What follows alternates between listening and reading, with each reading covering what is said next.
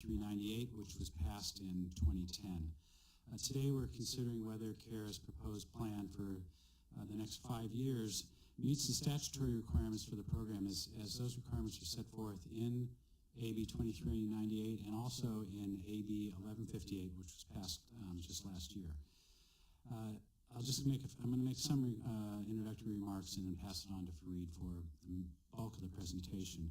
But as I've done in the past, I want to reiterate my appreciation to Bob Peoples and his team for all the work that they've done and over the years to work with us.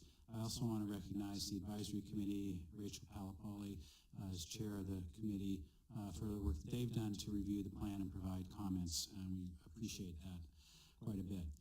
As Fareed will mention, CARE did respond to most of the advisory committee's recommendations, and he'll also emphasize that there are a lot of positive aspects of the proposed plan that's before us. We at CalRecycle certainly realize how difficult it is to increase markets and to increase recycling. And this is even more problematic in light of national sword policies from China, which, as Zoe mentioned, we're going to have a workshop on that in a couple of weeks, and we're monitoring that very closely. We know that CARE and its members have taken very significant actions to increase recycling of PET and calcium carbonate, or I think PC4 is the favorite term now for that, such as the grants and individual investments. We know those things take time, and sometimes they work well and sometimes they don't. We also recognize that a major concern, if the plan is disapproved, are the potential impacts on California collectors and recyclers. We understand this risk, and we know the various pressures that recyclers and collectors are feeling in light of what we're proposing today.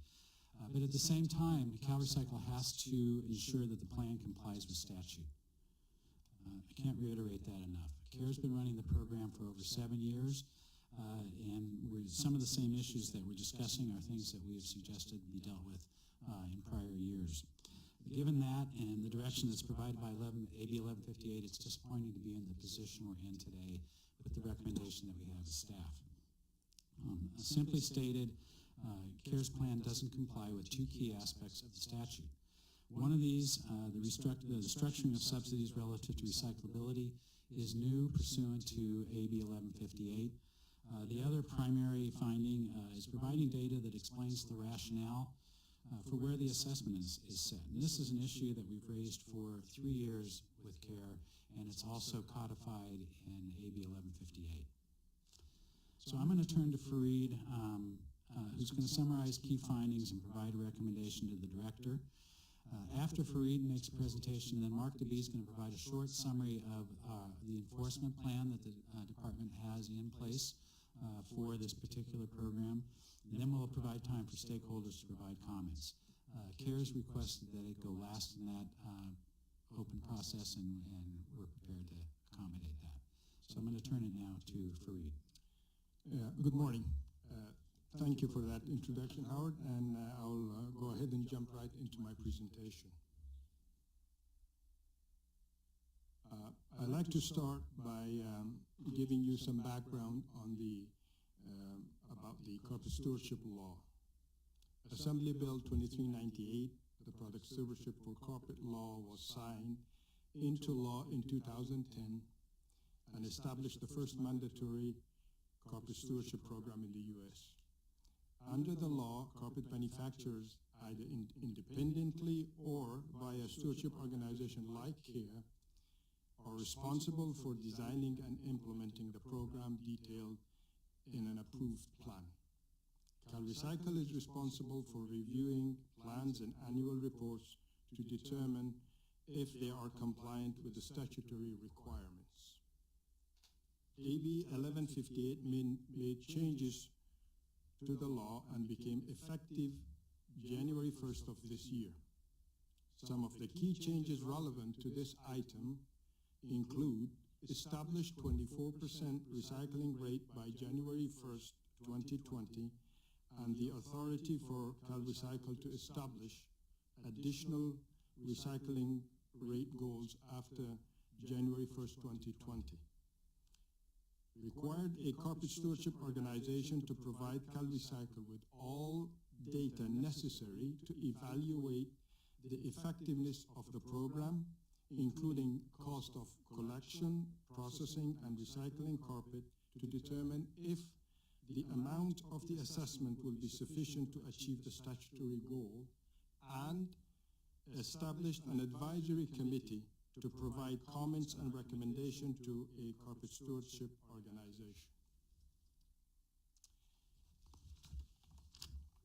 Background on the program: CARE began implementation of the carpet stewardship program in California in July of 2011.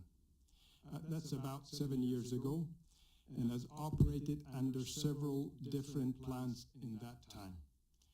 The statute initially specified an assessment of 5 cents per square yard, which subsequently increased to 10 cents and is currently at 25 cents.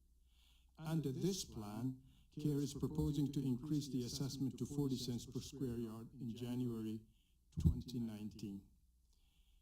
In contrast to the paint and mattress EPR program, which contract for recycling services, CARE's program relies primarily on incentive and subsidy payment to program participants. CalRecycle imposed penalties against CARE for non-compliance in 2013, 14, and 15.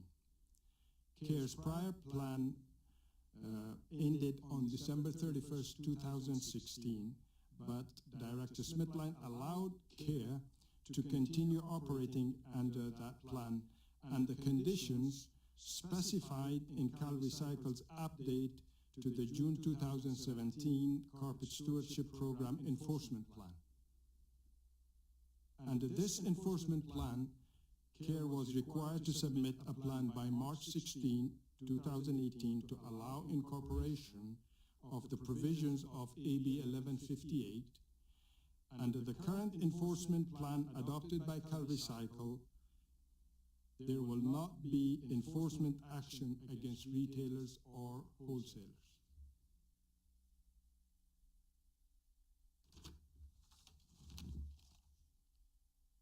CARE's plan for 2018-2022 describes and proposes to continue many of the activities currently employed by CARE's program in its prior plan.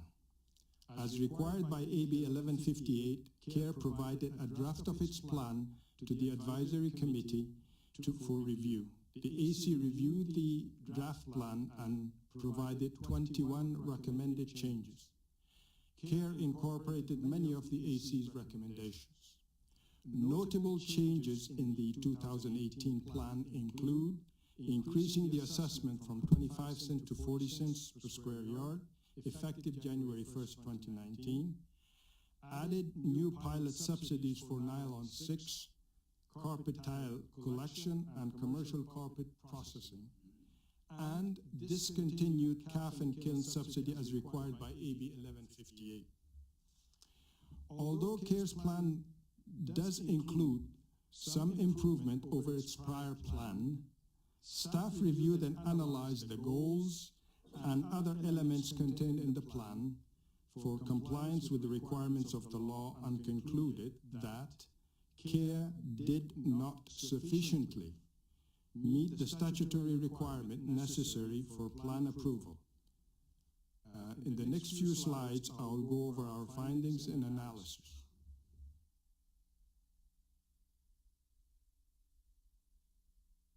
Finding 1, grants, subsidies, and incentives. The law requires a funding mechanism sufficient to carry out the plan, including incentives or grants to state-approved apprenticeship programs for training apprentice and journey-level carpet installers in proper carpet recycling practices. Additionally, grants or subsidies must be structured to incentivize recycling of carpet materials that have the highest recyclability.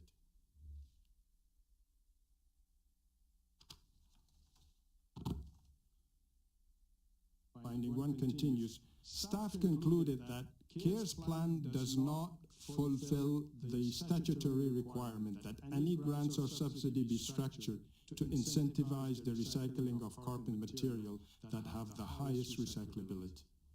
Additionally, CARES plan does not specifically include statutorily required incentives or grants to state-approved apprenticeship program for training in proper carpet recycling practices. To be compliant with the statute, if CARE submits a plan, it must revise the subsidy and grant structure in a manner that incentivizes recycling of carpet materials that have the highest recyclability, and describe the methodology that CARE used to determine how each carpet material was ranked for recyclability and ensure all carpet materials are evaluated, including separating commercial carpets by materials, as is done for residential carpets.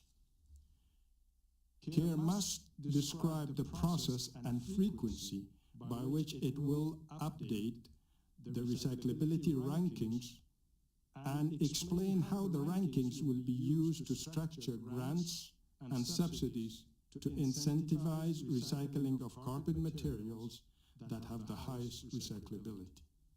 Additionally, the plan needs to be revised to clearly provide incentives or grants to state-sponsored, to state-approved apprenticeship program for training apprenticeship and journey-level carpet installer in proper recycling practices, including earmarking funds in the budget.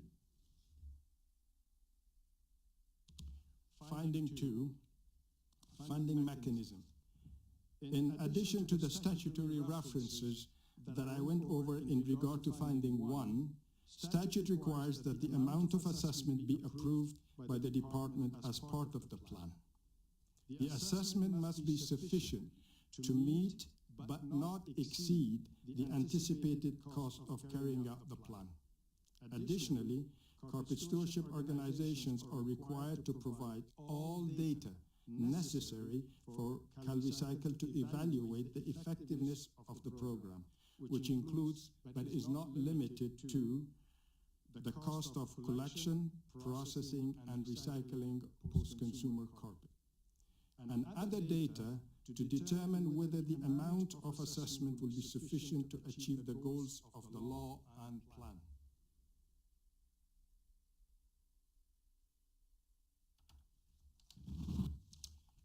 Finding 2 continues. The plan does not fulfill the statutory requirement because CARE does not provide the information necessary for CalRecycle to determine if the assessment is sufficient to meet but not exceed the anticipated cost of carrying out the plan, including appropriate reserve funds and incentive or grants for apprenticeship programs. In a revised plan, CARE must provide a complete description of its economic analysis that, 1, estimates the cost of achieving a recycling rate of 24% by January 2020 and 26% by December 31st, 2022. 2, shows whether and how the analysis supports an assessment of 40 cents per square yard or some other amount, including maintenance of an appropriate reserve balance. And a revised plan must include a funding mechanism that provides sufficient funding for incentives or grants to state-approved apprenticeship program for training apprentice and journey-level carpet installers in proper carpet recycling practices.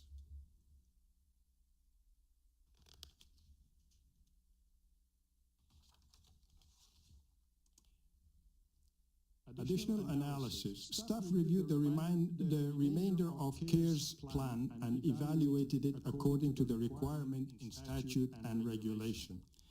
In addition to the findings discussed in prior slides, staff determined that CARE's program goals and metrics for collection convenience, recyclability, and markets are not sufficient to meet the requirements of the law or for plan approval based on the information provided. Although CARE is conducting a convenient collection study and proposed a goal of establishing 58 program-sponsored drop-off sites by the end of 2018, CARE has not actually indicated how it will increase collection convenience or if that funding mechanism is sufficient to achieve increases in convenient collection. Regarding increased recyclability, CARE proposes to distinguish between existing and future carpet to establish goals to increase recyclability.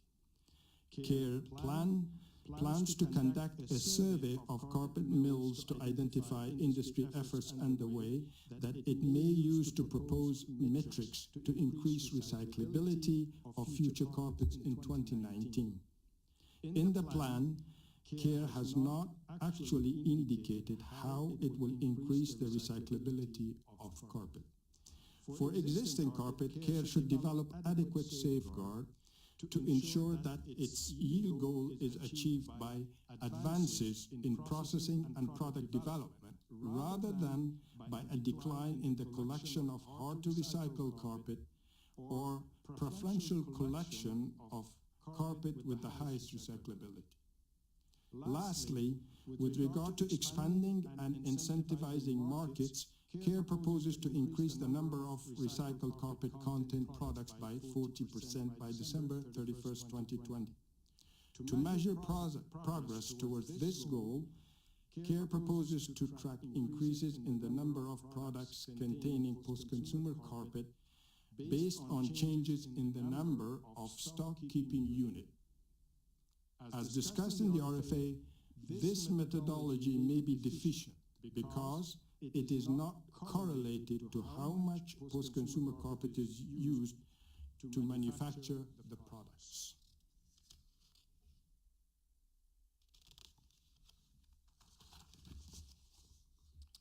In addition to the performance goals described in the previous slide, CARE may not have adequately addressed the statutory requirement regarding source reduction.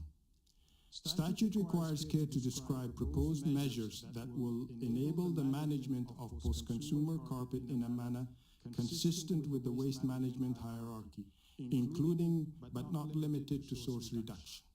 Although CalRecycle understands that source reduction is difficult to measure and recognizes that the goals may evolve over time, it's unclear from the plan exactly what measure CARE is proposing to address its source reduction obligations. Although not discussed in the source reduction section of the plan, CARE does offer a reuse subsidy, which is a form of source reduction.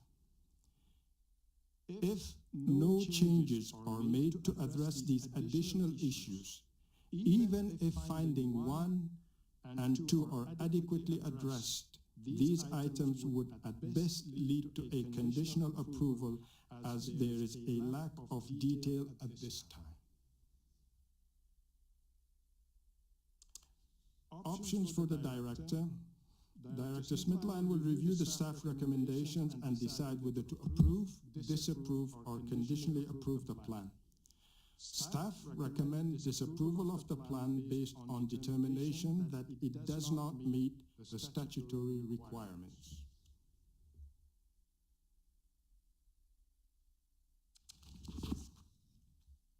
Next steps.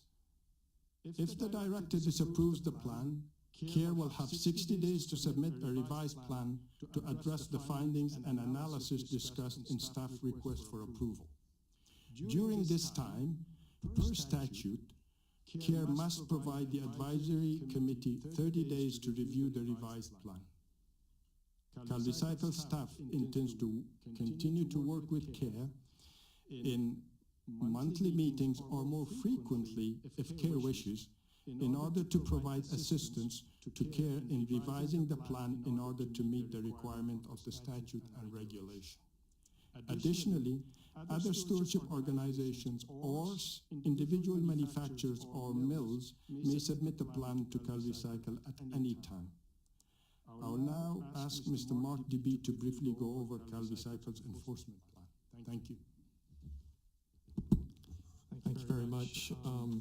So I appreciate that you also included on the slide statements about how the resubmittal factors in, and that is outlined in the enforcement plan.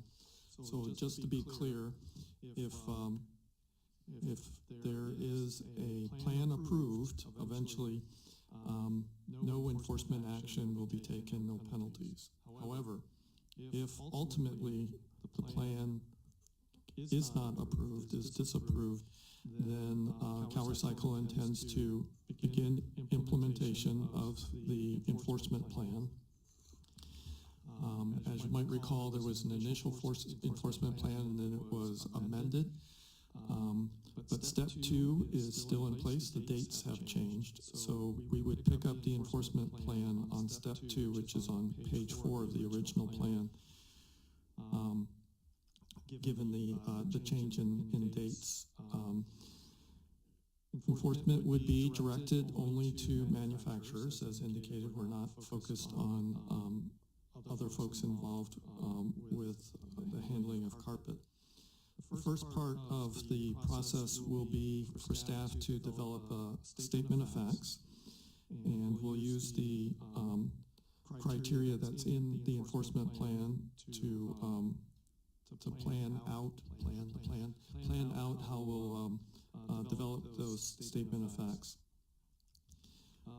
After the statement of facts is completed, and that may take some time to pull all of the information together, after it's completed, we'll submit that statement of facts to the legal office, and they will use that to generate an accusation. There is an administrative process that will be followed in filing or submitting that accusation. That process does allow for the use of hearings as needed. I'll affirm again the statements made previously when we first established the enforcement plan and revised it, that if the plan changes, we will notice folks about that change or changes, and we will offer an opportunity to discuss those changes in a public forum prior to implementing those changes. That's all I have. Thanks, Mark. We're now going to go ahead and open it up to public comment. If you can just raise your hand, we'll get you one of the microphones.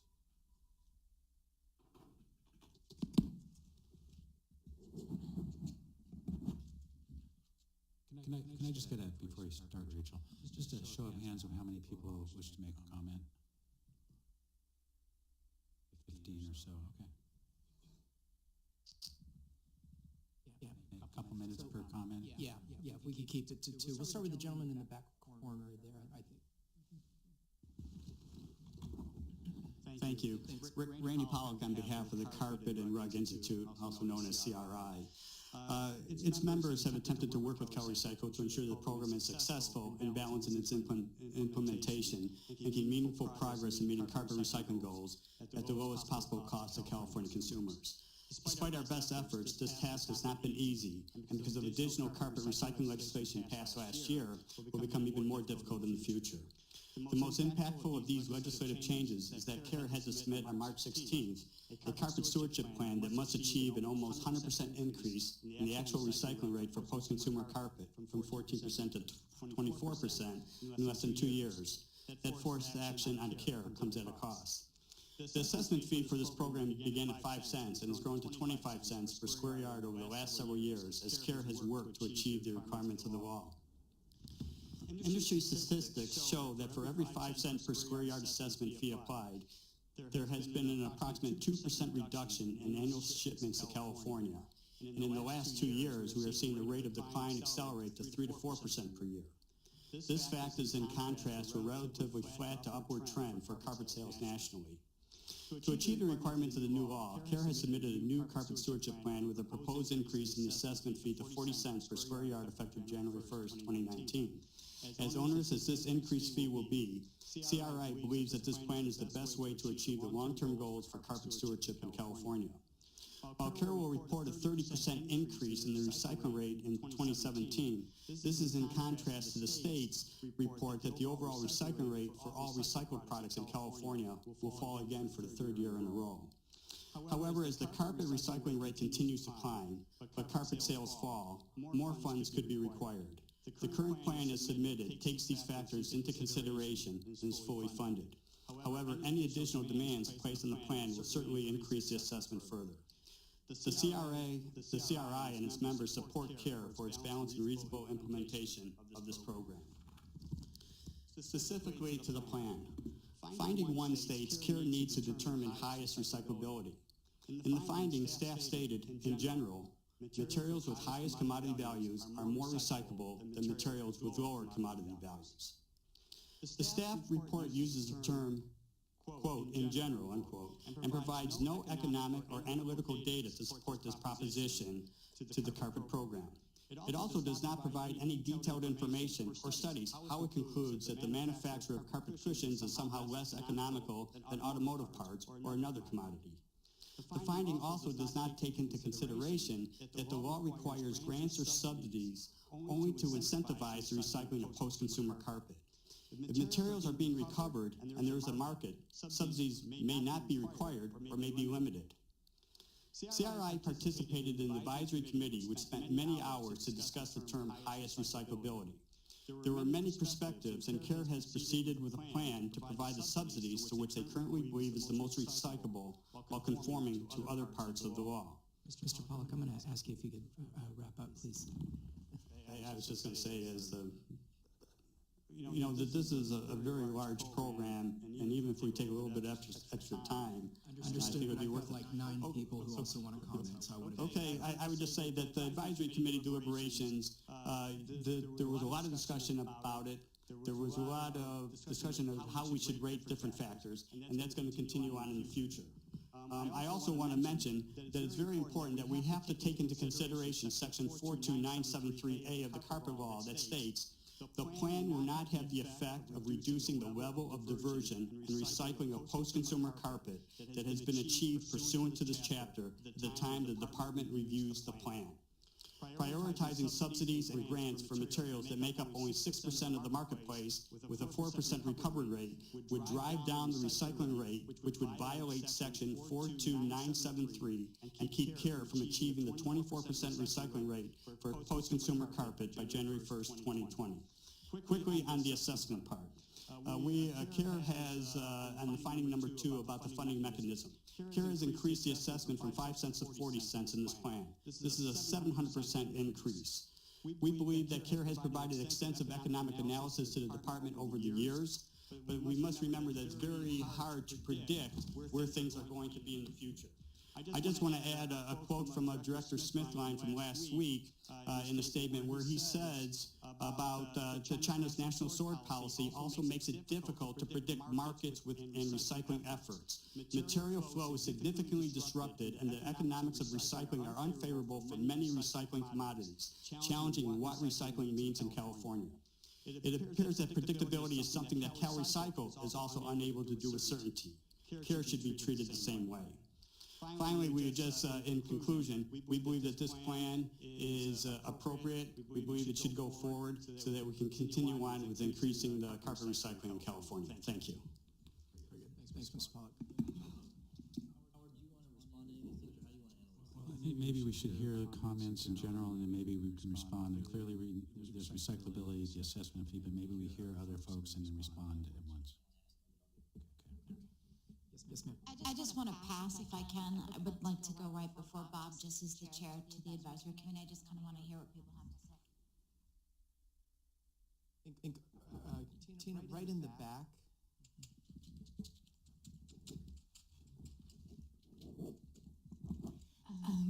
Good afternoon. I'm Dr. Liza Grandia. I'm a professor at UC Davis, but I'm here in my capacity as a mother and a coordinator of the Woodland Coalition for Green Schools. Now, I've been an environmentalist my whole life. I actually started the first high school paper recycling program in Georgia many years ago. I'm from Georgia, but I'm not here today with the carpet industry. So I think recycling is a marvelous thing. But unless you know what's in the carpet, recycling carpet isn't green. It can be a sickly shade of green. The mothers in my school district have been asking all year what's in the carpet that seems to have sickened our children when it was installed over the summer. This fall, the Healthy Buildings Network released a report suggesting that there are 44 hazardous substances in carpet: lead, arsenic, mercury, PFAs, triclosan, formaldehyde. I want to talk about one of those chemicals about which I'm a little bit more familiar. 4-PC, 4-phenylcyclohexane. It's a semi-volatile that's responsible for that acrid smell of new carpet. It's a byproduct of the styrene butadiene latex used to bind fibers to the backing, so it's an inherent part of the carpet. I wonder what happens to it in the recycling process. It appears to be what sickened top EPA officials in 1987 and 88, when a fifth of the EPA workforce was sickened in their building due to an installation of new carpet, and it left dozens permanently disabled with multiple chemical sensitivities. Something that happened to me as well when I was a new professor in my first university building, a sick building. I fell immediately ill. Other faculty began falling ill. I got lymphoma 6 months later. A lymphoma so aggressive, oncologists said it had to have been triggered by something in my immediate environment. Through a long environmental investigation, we traced it back to the carpet, like the EPA scientists, but we never knew what was in the carpet, what was making us ill. But my immune system is never the same. Right? Carpet is ubiquitous, and I know I will go home today with swollen lymph nodes and bleeding ears later tonight because the carpet here at the CalPA is quite potent. You know, I might be a canary in the mine shaft, but haven't we learned to listen to canaries and especially to children? So the response of our school district after children fell ill after the new carpet was installed was to say, well, it's green label carpet, so it must be safe. What's the history of that green label program? Well, in 1991, the EPA wanted to regulate the carpet industry on 4PC. They recommended that there be no more than 10 parts per billion. And the carpet industry countered, saying, oh, let us self-regulate. We'll measure it at 300 parts per million. I mean, you don't have to be a mathematician to notice the difference between 10 parts per billion, 300 parts per million, and a voluntary program of self-regulation on a handful of chemicals, not on the long list of hazardous substances that have been found to be in carpet. So, you know, the carpet industry will tell you its product is green, and what concerns me now with the recycling efforts is that they can claim that it's green because they're recycling. You know, imagine if Philip Morris could claim that cigarettes were green because they use recycled content in the paper. So I urge you, as you are reevaluating this care plan, to look into the toxicity, and that must be an inherent part of the carpet industry's response to CalEPA's concerns. Thanks. Thank you for your comments. Other comments, please.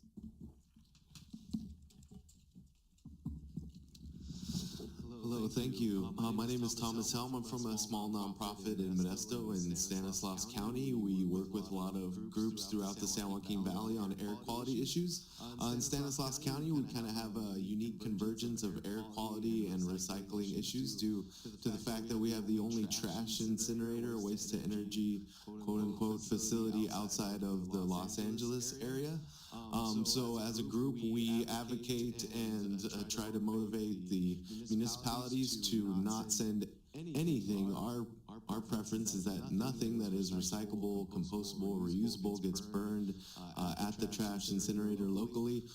It's located in a disadvantaged community in the top 10% of CalEnviroscreen. There is a variety of cumulative impacts in that area, from pesticides to the landfill to the incinerator to the growing number of distribution warehouses, the vast amount of diesel trucks coming in and out of that area.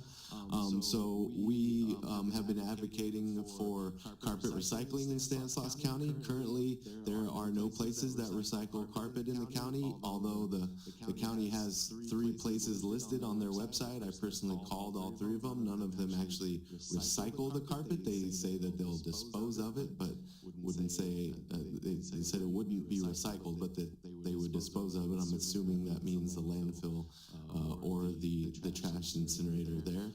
After actually hearing some of these concerns, I'm starting to wonder about the toxics and what happens when that carpet is burned and what's being released. I know already that metals, dioxin, NOx, lots of other bad things are released from the trash incinerator. So I would ask that that is looked at and not as a replacement for recycling carpet.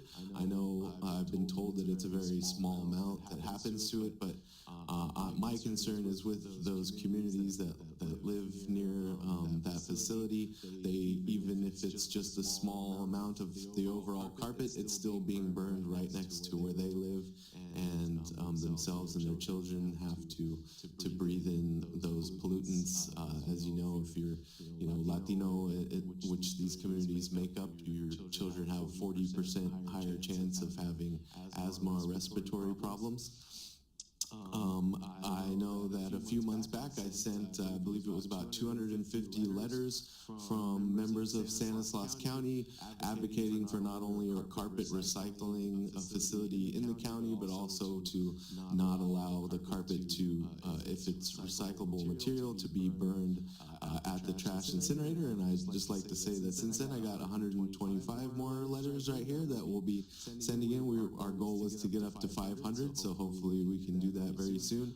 I did have a good conversation a month ago at the meeting in how our organization can help do some outreach. Some we've already done to carpet installers and the trash haulers in Stanislaus County about how to best work that so we can ensure that the carpet's getting recycled and not burned out there at the facility, which obviously impacts the public health of our county. Thank you for your Thanks, time. Thomas. May I trouble you to, actually I was going to go to the right, to your right, Thomas, if I could please. Thank you. Hi, my name is Gail Bryce, and before I start my little remarks here, all carpet recycling is not the same, and I'll be addressing that. And I have no interest in any carpet going to being burned because it's too valuable to be recycled. So, my name is Gail Bryce. Oh, and when it comes to toxics, please keep your communication going. As I'm with our facility, we've designed for that. We want to understand all your concerns. My name is Gail Bryce. I'm Vice President and founder of XT Green in Rancho Cucamonga, California. I'm also a member of the Advisory Committee and serve as Secretary. In this role, I'm responsible for producing the written documents to the committee, including the comments to CARE and CalRecycle. I've tried to keep my comments short as possible, but we've already invested millions in creating the next generation carpet recycling facility in California, and are about to make our final investment of well over $10 million. So I hope you'll indulge me just a little bit. For the past 5 years, XT Green has been working to create an advanced manufacturing technology to recover resources from post-consumer nylon carpet. I know many in this room have heard me say this for a long time, but it's not easy to go from concept to technology development to custom equipment testing and manufacturing, securing a patent, and so much more, especially when your goal is creating a technology that will significantly change the economics and environmental benefits of carpet recycling, and you're building your facility in California. And just a quick aside, people like to say, this is the problem, this is the problem. Let's remember the benefit. Our first facility, when you compare virgin nylon versus our recovered nylon, we will be providing the greenhouse gas emission reduction benefit of planting 2.5 million trees, and the carbon that is sequestered from those trees for 10 years. We also have a problem when it comes to climate change and global warming. Let's remember that too. Okay, I've already submitted a Comments to CalRecycle requesting a conditional approval of the plan as member of the advisory committee and extra green. But what I like to do today is provide the practical ramifications when it comes to the ongoing uncertainty of the plan. So first, just give you a quick update on our facility. We released 150,000 square feet of building in Ranch Cucamonga.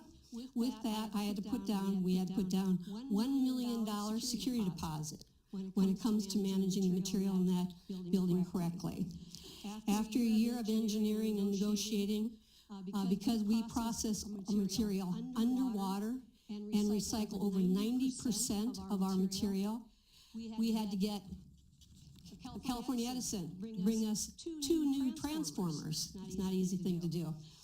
We've received $2 million worth of equipment so far into our facility. We have more equipment coming from 3 continents. We got final payments to pay on that. The actual installation, we have 8 different California engineering, especially construction firms that will be doing the installation. Also, because from the inception of XT Green, our goal was to create the highest quality recycled output.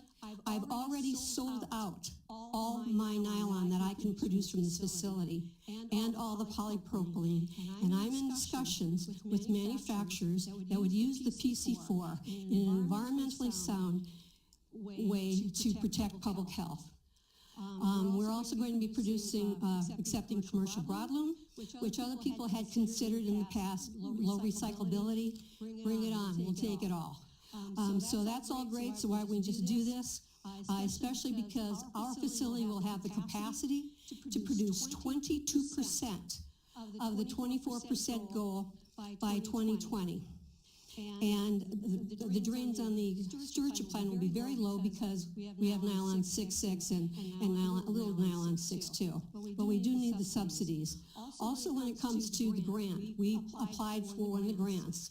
But just realize, because of steel prices and some other issues, when we started our first grant, above and beyond what we were asking from CARE, it was going to cost us $250,000 extra. That has gone up to $306,000.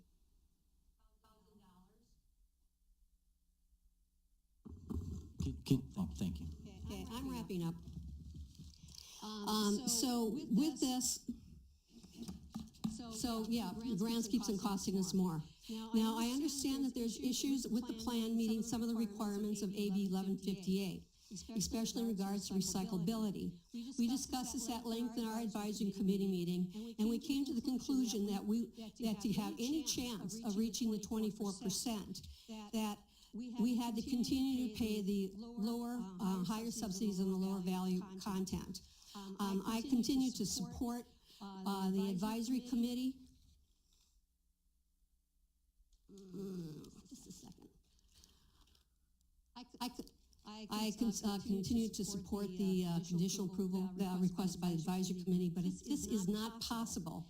In order to reduce the uncertainty for the investments underway when it comes to processing nylon, if you could consider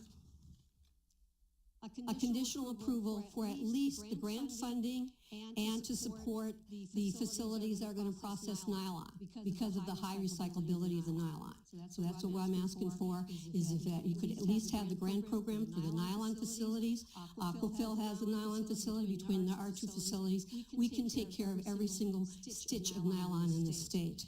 So if that could be considered, we'd really very much appreciate it, rather than having the nylon tied up when it comes to the lower recyclability material.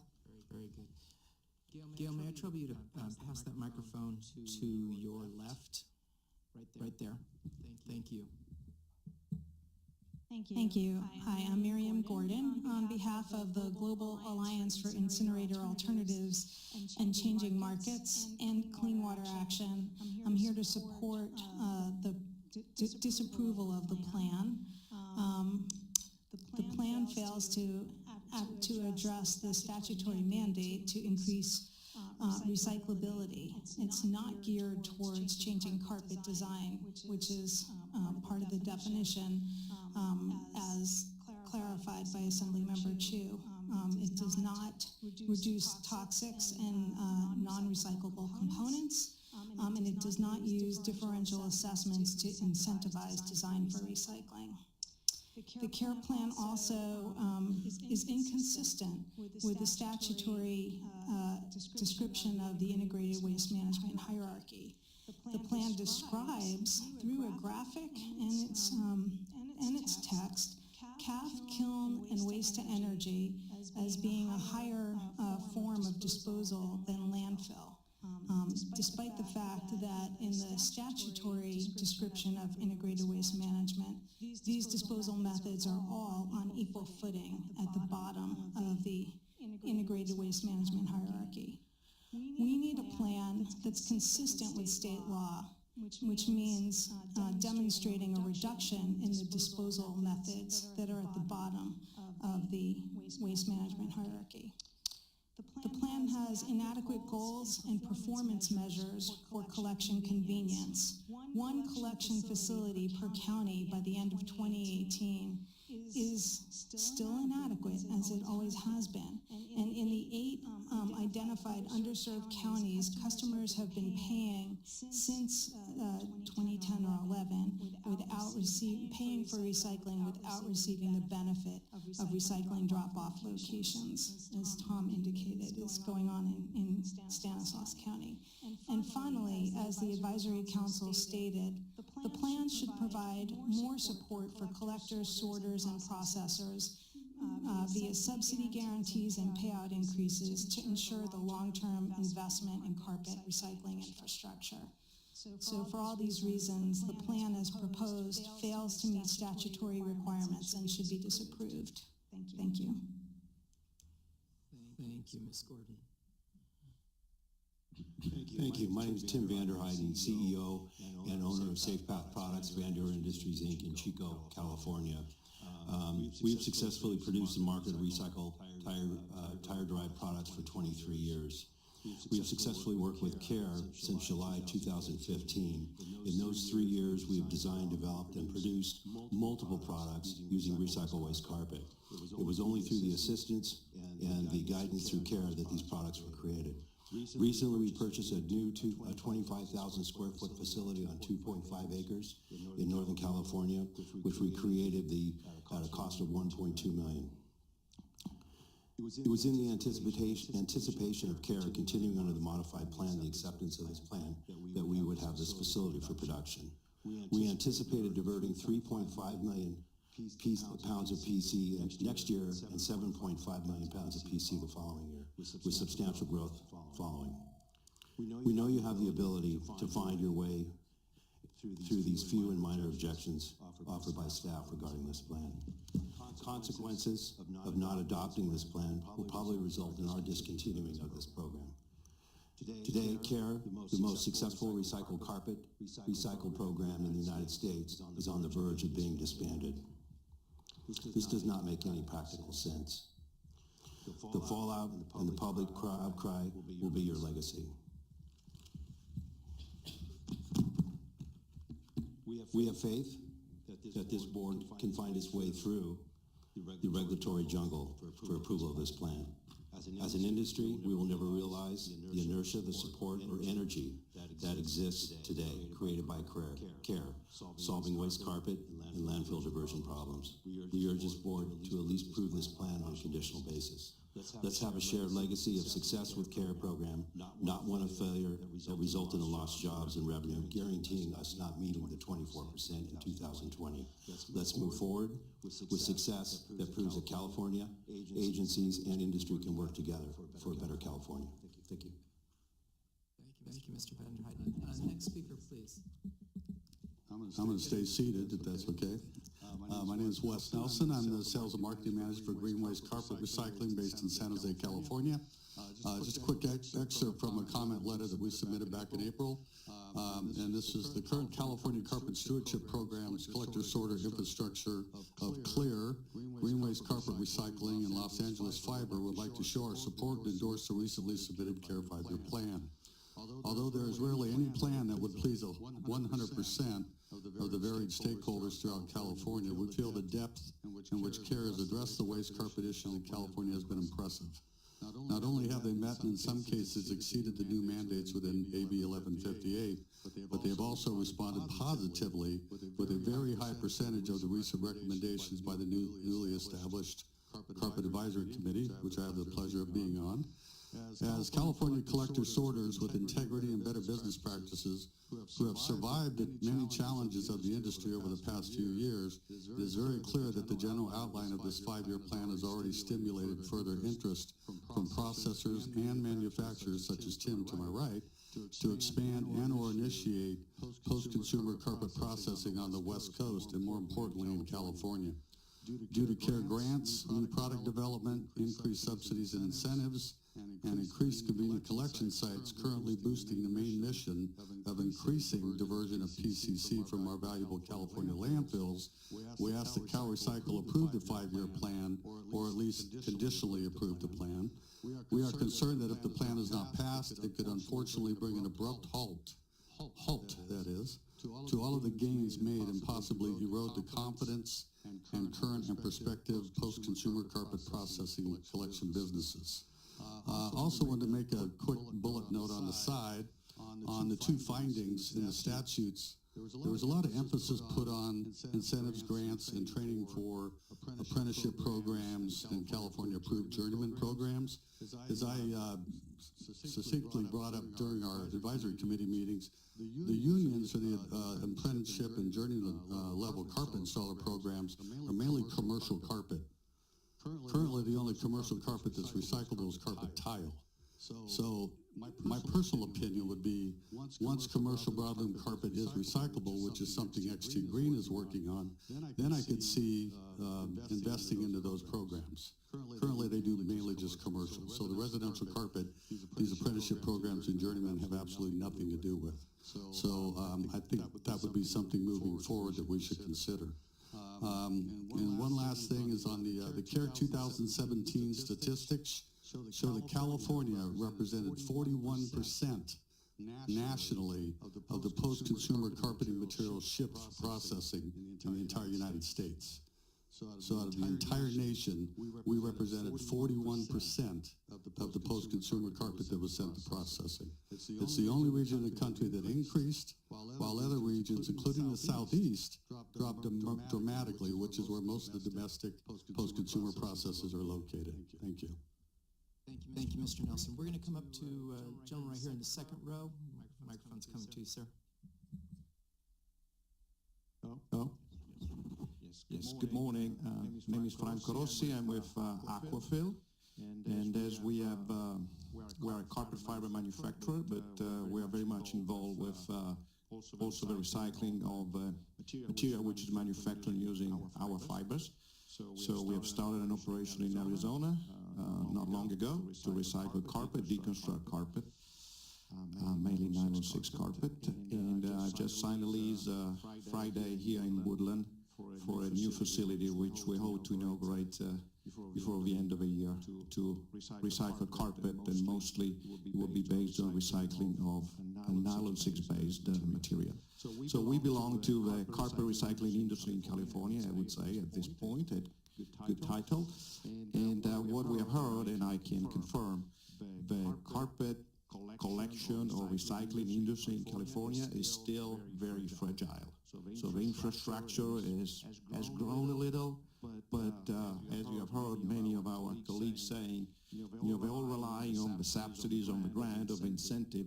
Especially, I would say, what we all rely upon is this level of certainty. What the future is going to do for us. All these investments which are made in carpet recycling, like in any other industry, are based on long-term plan, are not based on what happened in the next 3 months, are based on what's going to happen in the next 3 years, 7 years, 10 years. So the fact that the plan is going to be not accepted or rejected, it definitely adds uncertainty to the expectation of the entire industry. And so, as I'm a member of also the advisory committee recommended a conditionally approval. And so I think that's what CalRecycle should do. And if we just briefly go to the content of the plan and the content of the observation, I believe that there is if you look at the substance of the law, there is one significant point which is not met by the current plan, which is the improving or making more beneficial the carpet recycling of more recyclable material. In other words, I mean, there is no sign, no directional sign in the current plan, but in the future the industry will manufacture a more recyclable carpet. So the reason, or the way we at the committee decided to address this point is to suggest a differential assessment, which means carpet should be assessed based on the cost of recycling that very kind of carpet. So in that way, it would be incentivize the purchase and the manufacture of more recyclable carpet versus harder to recyclable carpet. So trying to correlate the cost of recycling versus the assessment that the consumer is going to pay to buy that particular kind of carpet. We believe that this is the way we can maybe change the dynamic of the industry. If we don't change the dynamic, once CalRecycle will require for the 24% to go to 48%, the only available measure would be to double the assessment and go to 80%, because there's going to be no change in the kind of carpet which is being purchased. So I believe that the main point that the plan should be focused on, or that conditionally approval should be focused on, is to assess in a differential way carpet based on the cost of recycling that very kind of carpet. Thank you. Thank you. Thank you, Mr. President. We're going to go to the very front row, gentleman right there in the corner. And just quick show of hands of everyone who still wants to comment. Very good, very good. Thank you, Franco. Director Smithline, CalRecycle leadership, the staff of CalRecycle. Less than 2 years ago, changes were made to the subsidy program to target growth in recycled output, real growth. The new levels of subsidies are working. New products are on the market with California waste carpet used as raw materials. Subsidies for PC4, PET, and now a special new subsidy for nylon. We are seeing a stronger interest in California waste carpet. 24% by 2020 is doable as long as we have a 5-year plan in place. We, the carpet recycling community, need a plan. Further delays will only hurt our growth. There's been some talk about carpet cushions. I'd like to address that. Our product, Carpet Cushion, is the first product made from 100% post-consumer California carpet, and should be the highest level of recyclability, not the lowest. Our product is manufactured with $8 million of equipment and infrastructure. It is made in California, 23 union jobs, is 100% recyclable, and sold at retail level 5 times more than plastic pellets. These are points of consideration to define highest recyclability. I just don't think we have a agreed upon definition of highest recyclability. I don't think anyone really knows the right answer to that. PC4 and PET, both products represent the most predominant levels in carpet waste flow. Today, nylon represents less than 26%. Why focus on that? If subsidies focus only on nylons, then it will be impossible to achieve the 24%. Director Smithline, because of the subsidy programs we have in place, my factory can now achieve 85% recycled output on every carpet we touch. Please, Director Smithline, let's move forward with supporting programs that will achieve the highest level of recycled output. Let's move forward with the plan that Dr. Bob Keeble submitted. Thank you very much. Thank you.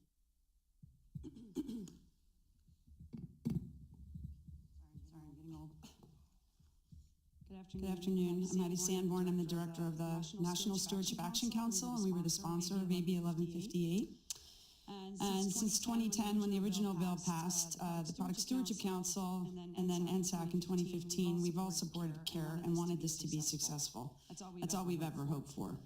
In fact, I was the person who brought Mike Tinney over to meet Vision's Recycling of Paint to make sure that the recycled carpet and the recycled paint could maybe come together and find a double green product, which is exactly what happened. And now there's jobs in Orville making stepping stones out of both recycled products.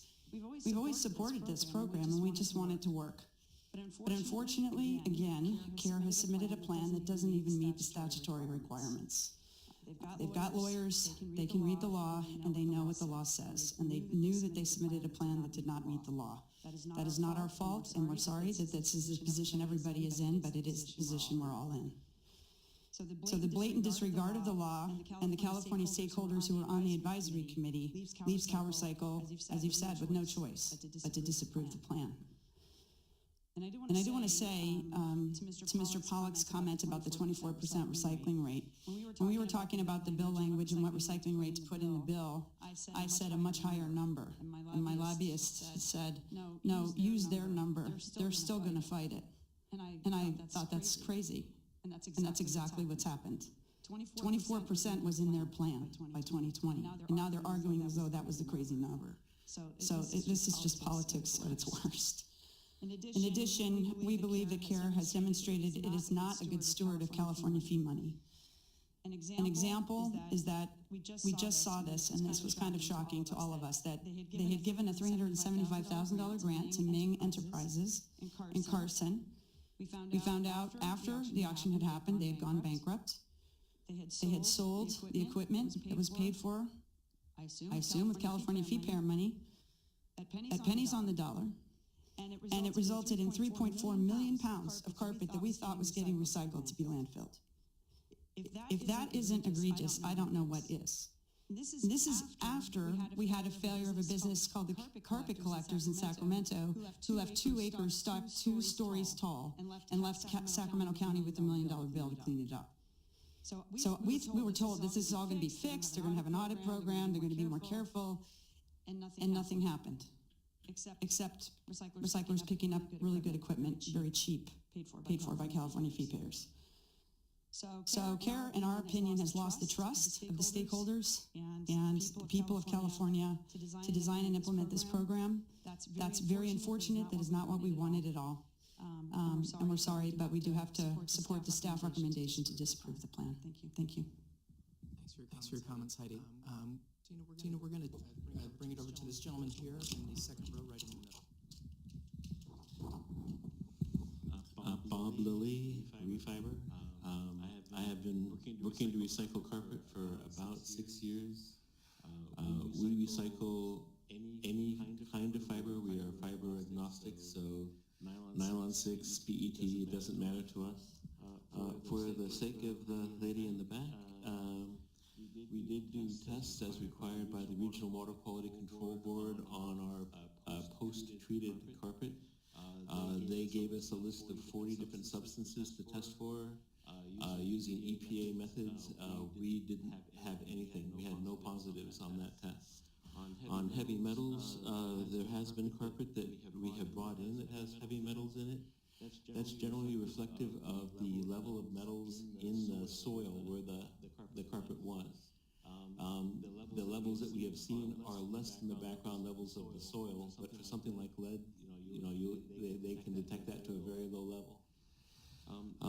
We are in the process of growing our facility from doing projects that are 10, 20 tons. So far, we've recycled about 200 tons of carpet. We have 2 orders going out this month, about 40,000 pounds. The next step is to go to 100-ton projects.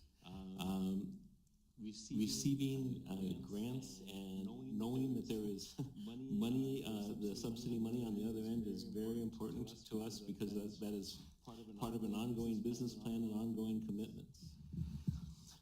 The reason that I have kept in this process is knowing the potential of carpet. The fibers are very unique in terms of its size, durability, engineering qualities. in California at present, California takes 1.3 million acre-feet out of the aquifer, more than it puts in. The process that we do captures drainage water or other water and puts it back into the aquifer. Using 1 million tons of carpet, you could, in projects across the state, take that to neutral, which is to say that the amount of water going into the aquifer and out would be the same. That's all the carpet in the state, all the fiber in the state for 10 years. So we believe that there will be and is, and it's a responsible demand for any kind of fiber, and any kind of fiber will be equally as valuable, at least for our purposes. This kind of solution does not work anywhere. It does work well in the Central Valley. It works in the desert southwest part of California. What is important to us is stability, is knowing what the plan is. As far as Bob Peoples, I have talked with him many times. I find Bob Peoples to be extremely knowledgeable and extremely helpful in terms of figuring out technical problems. I would like to see him see a successful program go forward. Very good. Thank you, Paul. By my count, I think we have three more speakers. We'll Kelly, back, and then we'll bring it to Mr. Hi, thank you, Kelly McBee with Californians Against Waste. I want to open my comments by saying that we all want an approvable carpet recycling plan for California. That said, well, actually, and I'd also really like to acknowledge the significant efforts by many in this room to get there. Lots of hours, lots of time, lots of discussions. However, we do need to recognize that CalRecycle and CalRecycle only has the technical expertise, the legal responsibility, and frankly, the burden of ensuring that this plan upholds California's product stewardship for carpet laws, which have been passed by the legislature to ensure that our carpet program is sustainable. And so, in acknowledging CalRecycle's expertise here, Californians Against Waste is supportive of the recommendation to disapprove the plan at this time, although that has been an incredibly difficult decision to make, as we know. We are very confident, though, that this plan can and will be amended as necessary, including incorporation of differential assessments and subsidizing carpet with the highest recyclability, accounting for toxic components as recommended by the advisory committee, of which I am a part of. Californians Against Waste is prepared and very eager to continue to work with the department and all carpet stakeholders to make sure that we have an approvable plan for this program. Thank you. Thanks, Kelly. We'll go to the back of the room and then to Dr. Peoples. Good afternoon, Rachel Palapoli, Chair of the Advisory Committee. First, I wanted to go ahead. We've got quite a few advisory committee members in the room, and I just wanted to thank them. I've had the honor and the privilege of spending a lot of time with you guys over the last couple months, and we did the task that was given to us. We went ahead and we worked very hard for 2 days to come up with recommendations and phone calls and whatnot. As well, I wanted to take the chance to thank CalRecycle staff. They've been with us every step of the way. Any questions we've had, anything along those lines, they're right there. And again, to Bob Peoples, in thanking him for always being there to answer our questions. Should Director Smithline adhere or listen to staff recommendation or the letter that was submitted by Assemblyman Kansen Chu, who's the author of the bill, the concern that I have standing here as part of the advisory committee is, can we get a little bit of clarity on the path going forward? So if there is a disapproval today and there's 60 days for CARE to resubmit, can you confirm for us that the advisory committee, from the 60 days would have the 30 days, or what does the date look like, as well as, more importantly, this would be the fourth submittal. Is there at any given point in time where that's it?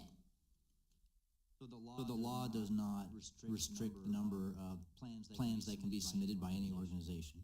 My understanding on the 60 days is that if it's due back to us in 60, that means they have 30 to get it to you, but yeah. And do you have a date on that hypothetically right now? I mean, Well, I have an obligation to rule on this plan today. Okay. As well, any other group, provided that they adhere to the general guidelines of 1158, can submit a plan, correct, at any given point in time? That is correct, and just confirm what Director Smithline just said. May 15th was 60 days from the March 16th submittal. We have to act today. Then there'll be another 60 days for a resubmittal.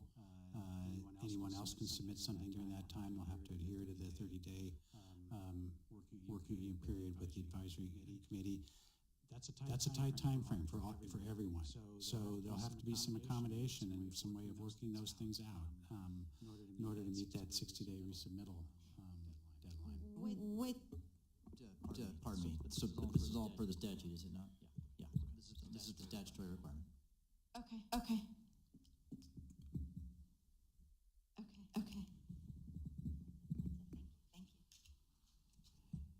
Dr. Peoples, I think you have a presentation you wanted to present from here, so please.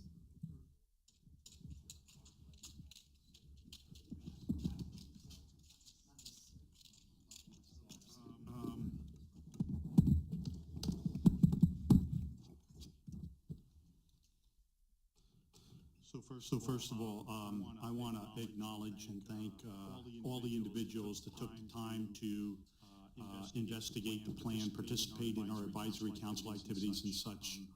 This is an incredibly complex subject. Those of you that know me know that my scientific background forces me to try to bring facts to the table and to try to deal with things in a logical fashion.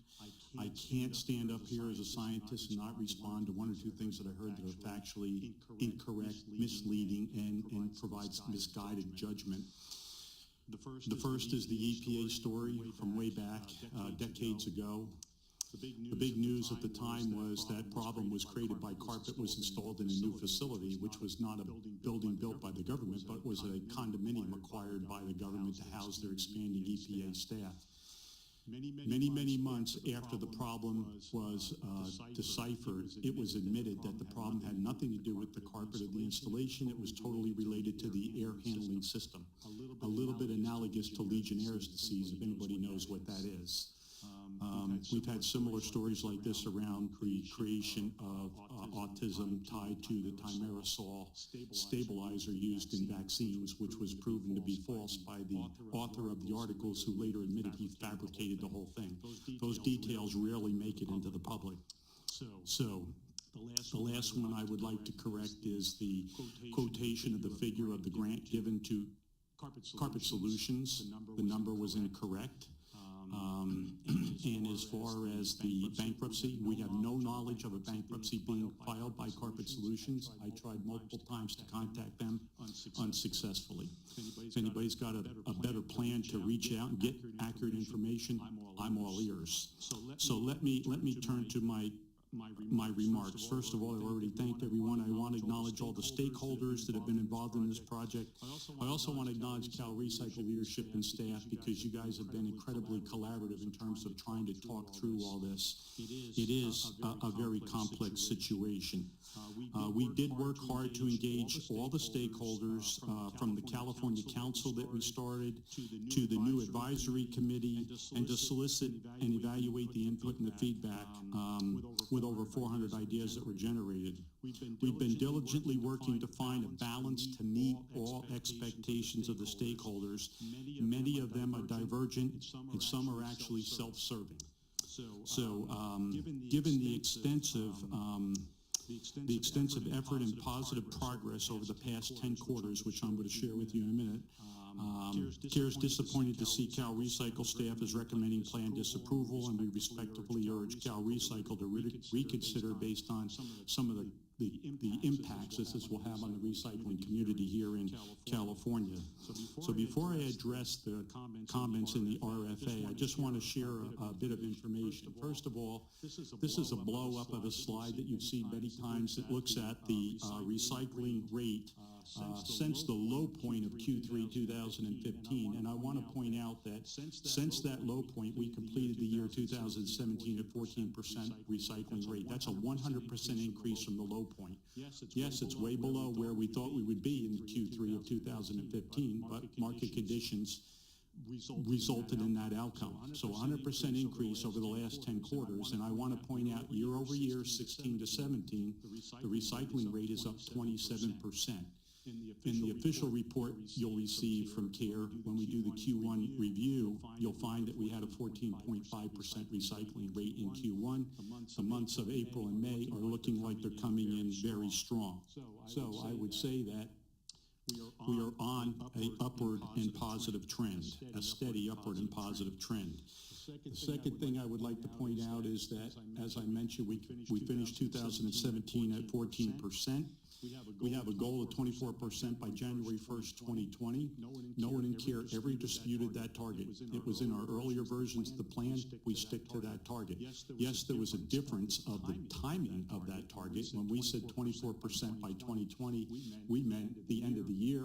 I've since been educated that when Californians talk about target dates, when you say a year, they think of it as the first of the year. So a classic example of misinterpreting information.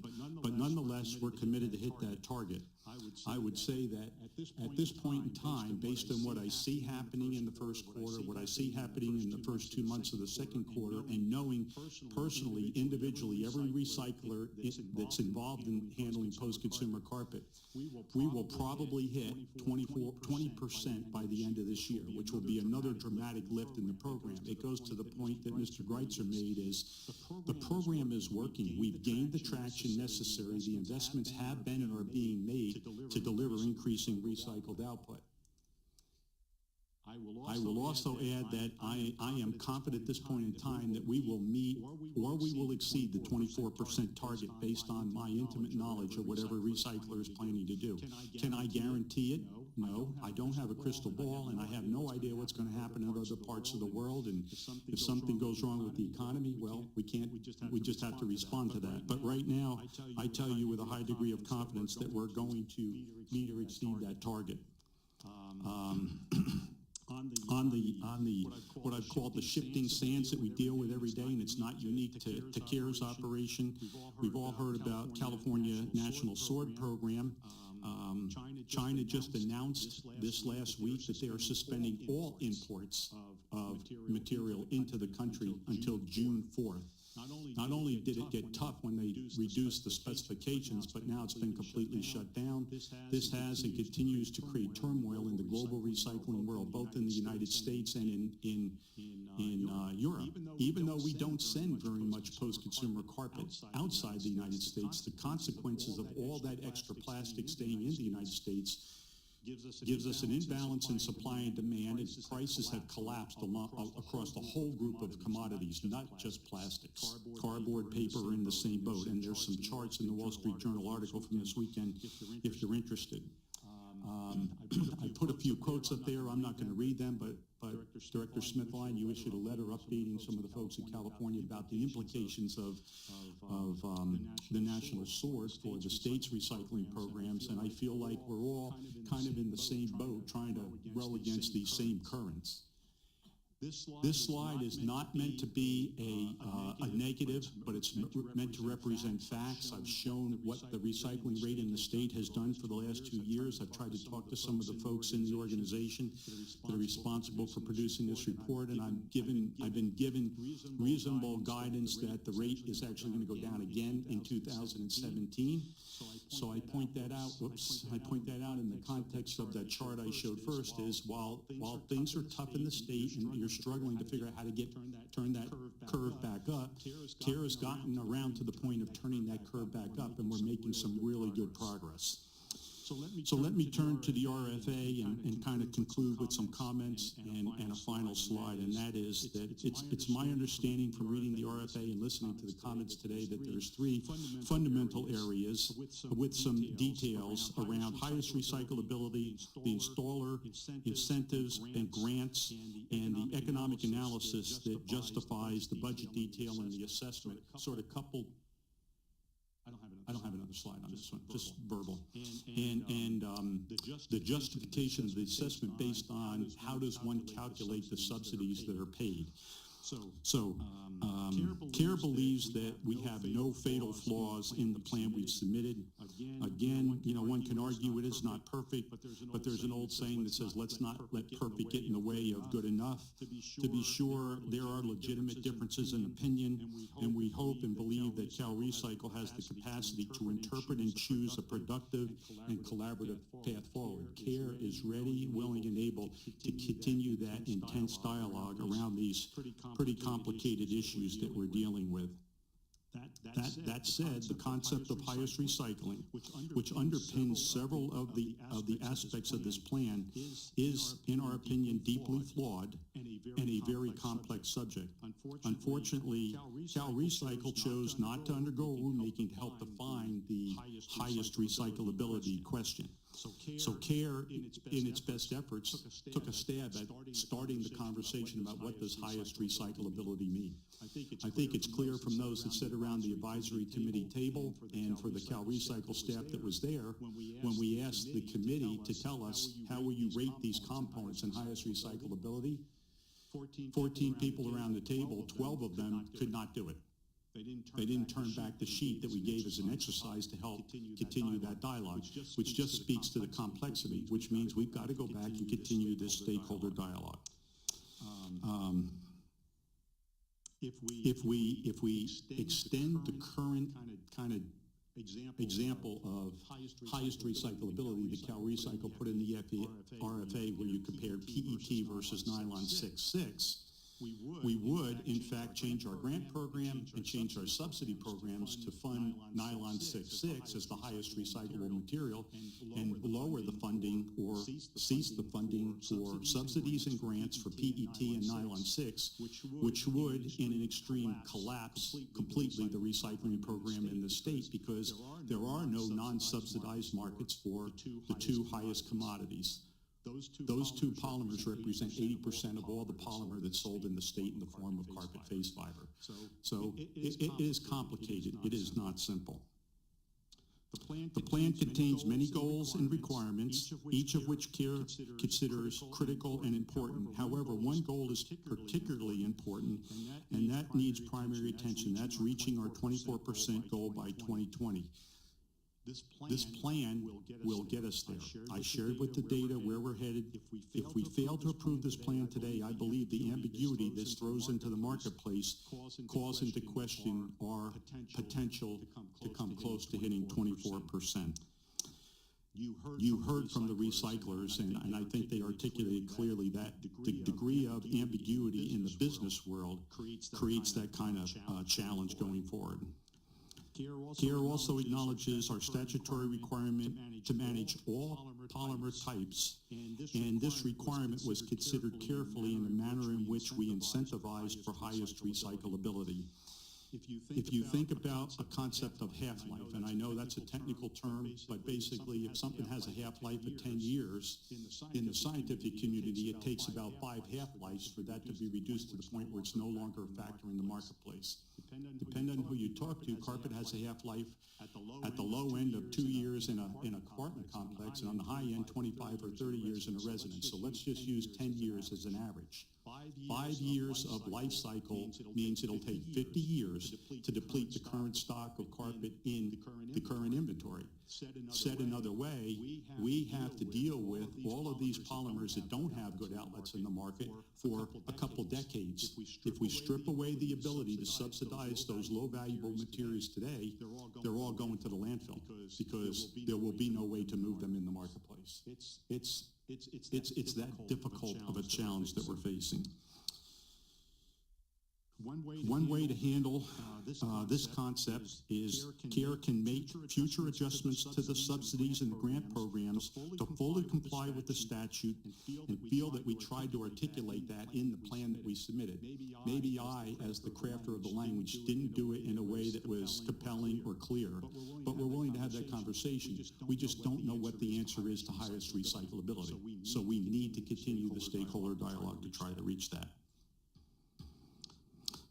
So at the end of the day, I respectfully request, and this is kind of a summary and conclusion, I'm not going to read that, but I'm going to respectfully request that CalRecycle find a way to approach this from a collaborative perspective, recognizing all the other difficulties the state is facing, and let's continue to work together to figure out a path forward gets us to success. We're actually getting reasonably close on that trajectory.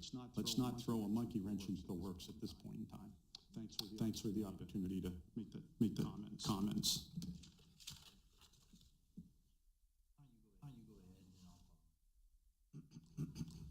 Thanks, Bob, and thanks to everyone for providing your comments. This is really difficult. I think based on the comments that we heard, I'd like to do a couple of things. One is to ask Clark to speak. You spoke quite a bit, Bob, and others have about the recyclability issue, the highest recyclability issue. That's difficult the way the statute is constructed. I'd like to have Clark speak to that a little bit. Clearly, if the plan is disapproved, we need to continue talking about how to resolve that. If it's not disapproved, we still need to continue to talk about that. I'd like to talk. Let me interject, Howard, on that point. I mean, I'm concerned that this notion of collaboration is somehow intertwined with whether or not there's an approval or a disapproval or conditional approval of the plan. We're always committed to collaboration, and that doesn't change with respect to the ruling on this plan. Thanks, Scott. Second, I'd like to come back to the finding about the assessment, and then we'll talk a little bit about grants and a couple other things. So we'll try to keep it quick so that we can see if there's any further discussion or questions from the director. So maybe ask you, Clark and Fareed. Thanks, Howard. And Bob, I just appreciate your comments, and we certainly recognize the complexity of the concept of highest recyclability. I certainly recognize the amount of thought and work that went into the discussion of highest recyclability in the plan. I think the criteria laid out there by CARE and the AC shows a lot of insights and a lot of careful thinking about what recyclability means. For example, one of the criteria looked at is cost effectiveness, right?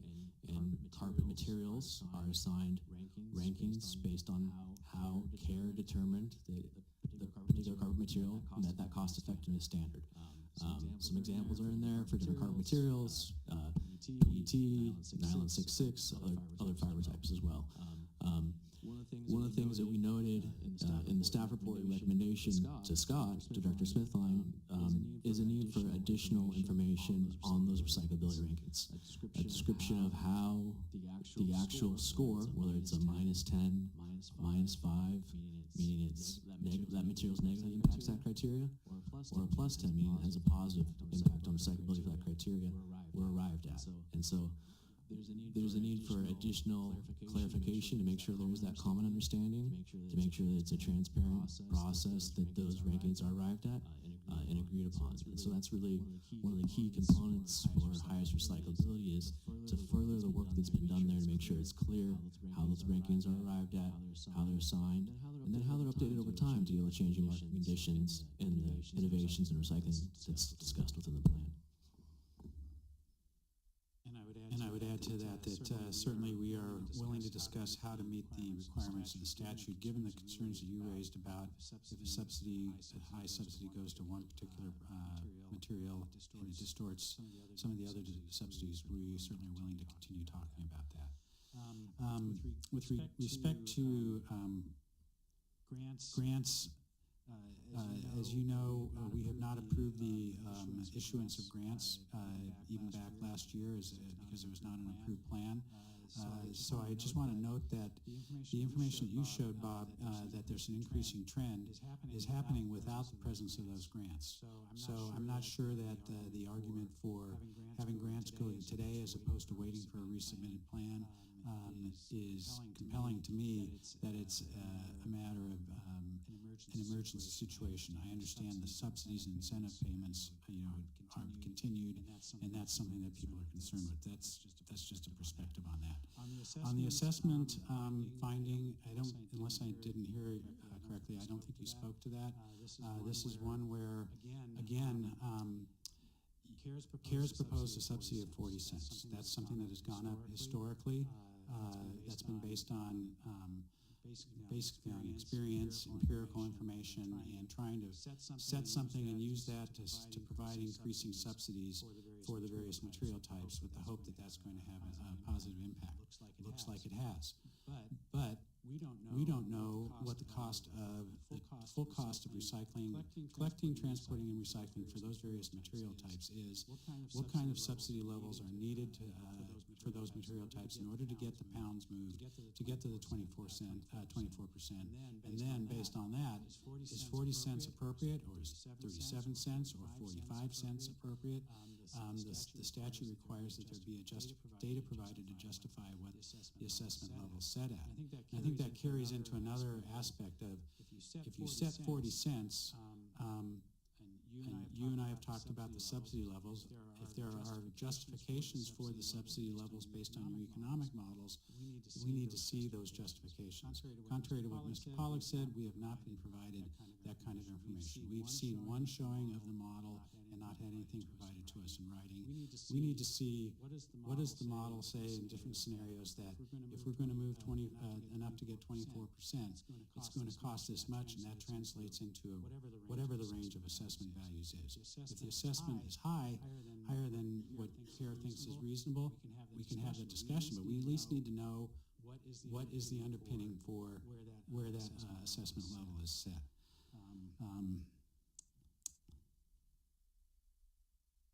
There were a couple other things mentioned. I will just say that with respect to concerns about toxicity, we recognize that that is an issue. It's one of the things that is discussed in the advisory committee.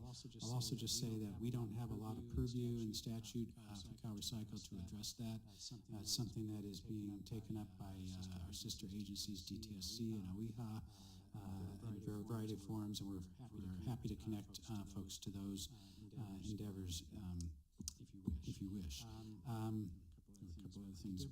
With respect to the differential assessment, I think from CARE knows that this is something that CalRecycle's brought up for many years. We do have the perspective that that would be a benefit. It's not something that we can require, and it's not something that we can make a finding on, because there's nothing in statute that requires it, even though we think it makes sense. And I think that's probably...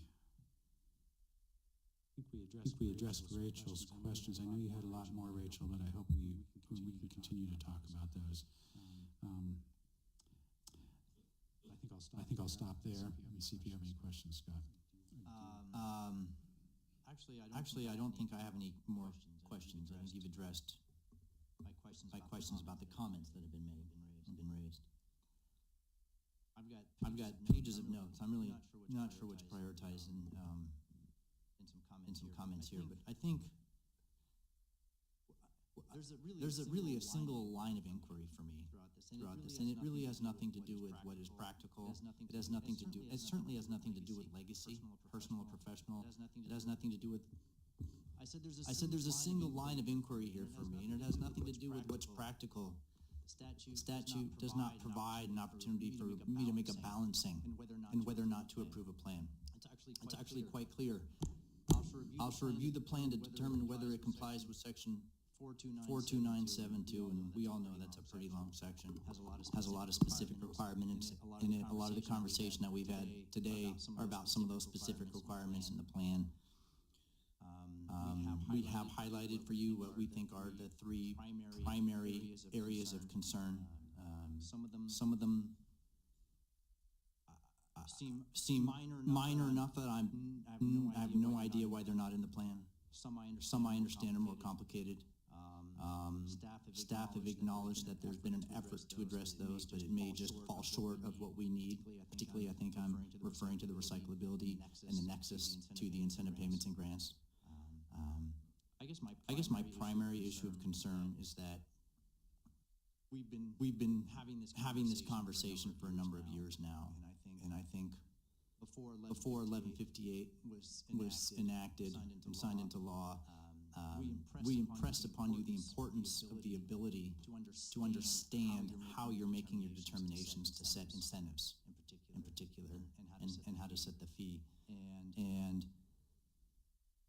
it's interesting, there's been a couple citations to comments I've made about national sword and the challenges in the international commodity marketplace and the significance of that. And I think that's maybe done in an effort to create a sympathetic environment for the review of this plan. And I can appreciate that, but fundamentally, all it does for me is accentuate the need to have a baseline understanding of the economics of this industry, something that we still don't have. Again, Mr. Pollack said that extensive data has been, economic data has been shared with us. That's not how we would characterize it. Earlier in the day today, we had an item on e-waste where there was just an objective discussion about the types of data that we use as a department to set payment rates with respect to electronic waste, things like net cost of collection, net cost of recycling. We understand that there is a concern about the proprietary nature of some of that data. You would not be the only industry that has that concern. We have that across many of our programs. We have methods in place to address that ensure the confidentiality of any data that needs to be submitted. But this is really the heart of my concern. So much so that we've had this conversation, and the subsequently enacted legislation literally states that a carpet stewardship organization shall provide to the department all data necessary for the department to evaluate the effectiveness of the program as it is described in the plan. This data shall include, but is not limited to, costs of collection and processing and recycling of post-consumer carpet and any other data necessary to determine whether the amount of the assessment is proposed is consistent with 42972. So it just loops it right back. This data loops it right back to 42972.